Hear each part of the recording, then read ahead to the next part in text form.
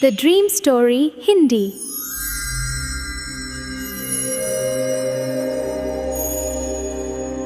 चंदनपुर नाम का एक शांत गांव था। इस गांव में किशन नाम का एक युवा किसान रहता था। किशन के परिवार में कोई नहीं था। वो अपने एक साधारण से घर में बिल्कुल अकेला रहता था। उसकी दुनिया केवल उसका खेत और उसकी कड़ी मेहनत तक ही सीमित थी। एक दिन सूरज आग उगल रहा था। किशन पसीने से लथपथ अपने खेत में हल चला रहा था। अचानक खट एक तेज आवाज आई। किशन का हल किसी बहुत कठोर चीज से टकराकर रुक गया। किशन ने सोचा, शायद कोई बड़ा पत्थर होगा। उसने कुदाल उठाई और उस जगह की मिट्टी हटाने लगा। जैसे जैसे मिट्टी हटती गई, किशन की आंखें आश्चर्य से बड़ी होने लगी। वहां कोई पत्थर नहीं था, वहां एक बेहद प्राचीन और अजीब डिजाइन वाला मिट्टी का घड़ा दबा हुआ था। उस घड़े पर ऐसी नक्काशी थी जो किशन ने अपनी जिंदगी में कभी नहीं देखी थी। घड़ा पुराना जरूर था, लेकिन उसमें से एक अजीब सी चमक निकल रही थी। किशन ने उत्सुकता से वो घड़ा उठाया और सावधानी से अपने घर ले आया। घर पहुंचकर किशन ने उस रहस्यमयी घड़े को अच्छी तरह धोया। घर में पीने का पानी खत्म हो रहा था, इसलिए उसने पास के कुएं से पानी लाकर उस घड़े को पूरा भर दिया। थकान के मारे उसने उसी घड़े से एक गिलास पानी निकाला और धीरे धीरे पी लिया। लेकिन पानी पीते ही किशन चौंक गया। वो पानी इतना मीठा और ठंडा था जैसे कोई अमृत हो। दिन बीतते गए, किशन रोज उसी घड़े से पानी पीता रहा।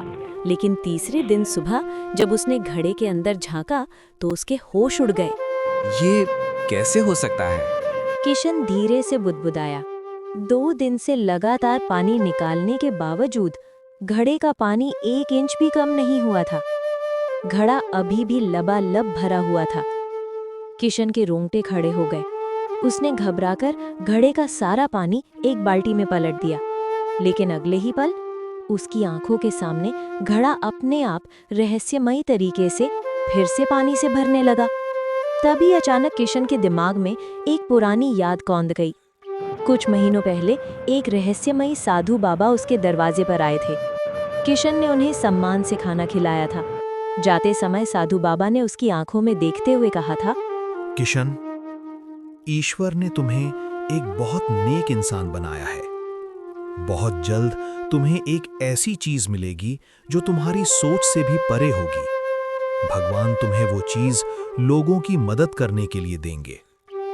लेकिन याद रखना, कभी भी उसका गलत इस्तेमाल मत करना, वरना बहुत बड़ा विनाश हो सकता है। अब किशन समझ गया था, ये कोई साधारण घड़ा नहीं था, ये वही जादुई घड़ा था। समय बीतता गया। उस साल भयानक गर्मी पड़ी। आसमान से जैसे आग बरस रही थी। बारिश की एक बूंद तक नहीं गिरी। कुएं सूख गए, नदियां सूख गईं, छोटे तालाब भी पत्थर बन गए। पूरा गांव प्यास से परेशान था। गांव के बाहर बस एक ही बड़ा तालाब बचा था, जिसमें थोड़ा सा पानी बाकी था। गांव के लोग और जानवर उसी पानी पर निर्भर थे। लेकिन सूरज की तपिश इतनी तेज थी कि वो पानी भी तेजी से सूख रहा था। गांव वालों की चेहरों पर डर साफ दिखाई दे रहा था। अगर ये पानी भी खत्म हो गया तो हम सब मर जाएंगे। आखिरकार वो दिन आ गया। तालाब का पानी लगभग खत्म हो चुका था। सिर्फ कीचड़ ही बचा था। रात का समय था। गांव वाले भूखे प्यासे सो गए थे। अपने छोटे से घर में बैठा किशन उस जादुई घड़े को देख रहा था। तभी उसके कानों में साधु बाबा की आवाज गूंजने लगी। भगवान ने तुम्हें ये घड़ा लोगों की मदद करने के लिए दिया है। किशन ने फैसला कर लिया। आधी रात के गहरे अंधेरे में जब पूरा गांव सो रहा था, किशन उस जादुई घड़े को अपनी चादर में छिपाकर चुपचाप तालाब की ओर निकल पड़ा। चारों तरफ सन्नाटा था। सिर्फ झींगरों की आवाज आ रही थी। किशन तालाब के बीच में गया, जहां कीचड़ बचा था। उसने जादुई घड़ा वहां रखा और उसे थोड़ा सा झुका दिया। अचानक घड़े से पानी की एक तेज धार निकलने लगी।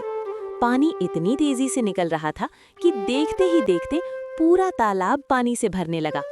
किशन मुस्कुराया, लेकिन तभी उसके मन में एक डर आया। अगर मैं घड़ा वापस घर ले गया तो मुझे रोज यहाँ पानी भरने आना पड़ेगा।